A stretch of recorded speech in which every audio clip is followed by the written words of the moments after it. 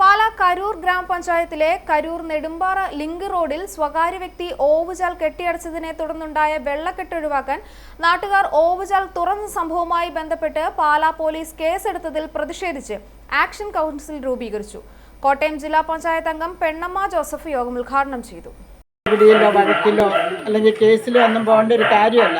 നമുക്കെല്ലാവർക്കും അറിയാവുന്നതുപോലെ ഈ നാട്ടുകാരുടെ ഒരു പ്രധാനപ്പെട്ട വിഷയമാണ്.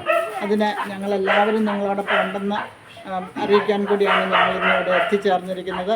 നിങ്ങളുടെ എല്ലാ വിഷയങ്ങളിലും നമുക്ക് തീർച്ചയായിട്ടും ശ്രീ സജിമോൻ ആ സമയത്ത് അപ്പോൾ ആ ഒരു പ്രശ്നത്തിന് പരിഹാരം ഉണ്ടാക്കാൻ വേണ്ടി ശ്രമിച്ചു എന്നുള്ളതിന് നമുക്കൊരു വലിയ കേസിൻ്റെ അടുത്തേക്കൊന്നും പോകേണ്ട കാര്യമില്ലായിരുന്നു. പ്രത്യേകിച്ചും പോക്സോ കേസൊക്കെ എടുക്കുക എന്ന് പറയുന്നത് നമുക്ക് വലിയ ഒരു പ്രതിഷേധമുണ്ടാകുന്ന കാര്യമാണ്.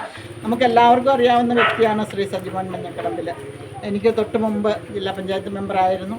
ആ സമയത്തൊക്കെ അതുപോലെ തന്നെ പഞ്ചായത്ത് പ്രസിഡന്റ്, ബ്ലോക്ക് പ്രസിഡന്റ്, ജില്ലാ പഞ്ചായത്ത് മെമ്പർ എന്നീ നിലകളിലൊക്കെ വളരെ സ്തുത്യർഹമായ സേവനം അനുഷ്ഠിച്ച ശ്രീ സജിമോന് കേസിൽ പോക്സോ നിയമപ്രകാരം നടപടി സ്വീകരിച്ചിട്ടുണ്ടെങ്കിൽ അത് അംഗീകരിക്കാനാവില്ലെന്നും കേസ് പിൻവലിക്കണമെന്നും കോട്ടയം ജില്ലാ പഞ്ചായത്ത് അംഗം പെണ്ണമ്മ ജോസഫ് ആവശ്യപ്പെട്ടു.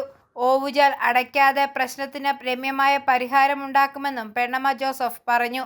Karur panchayat office link road സംരക്ഷണ സമിതി ആക്ഷൻ കൗൺസിൽ യോഗം ഉദ്ഘാടനം ചെയ്ത് സംസാരിക്കുകയായിരുന്നു അവർ.